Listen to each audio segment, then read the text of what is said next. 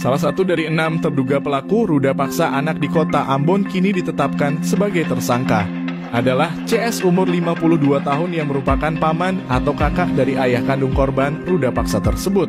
CS saat ini telah ditahan aparat Polsek Baguala pasca laporan korban Rabu 31 Juni 2023 dan kini berstatus tersangka. Ia benar untuk pelaku yang tak lain adalah paman korban sudah ditetapkan sebagai tersangka, ucap Kapolsek Baguala AKP Meiti Jacobus kepada tribunambon.com Rabu 7 Juni 2023. Menurut Kapolsek Baguala AKP Meiti Jacobus, perbuatan CS dilakukan berulang kali di rumahnya, kawasan Kecamatan Baguala.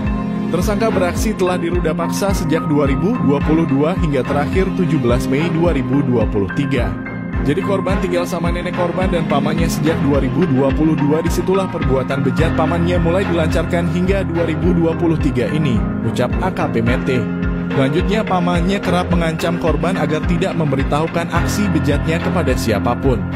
Namun karena tak tahan, korban bersama ibunya pergi melapor di Polsek Baguala Rabu 31 Mei 2023. Atas perbuatan bejatnya, CS saat ini dikenakan pasal 81 ayat 2 UU RI nomor 17 tahun 2016 tentang penetapan peraturan pemerintah pengganti UU nomor 1 tahun 2016 tentang perubahan kedua UU nomor 23 tahun 2002 tentang perlindungan anak menjadi UU. Selain CS, keluarga korban juga mengungkapkan 5 terduga pelaku lainnya.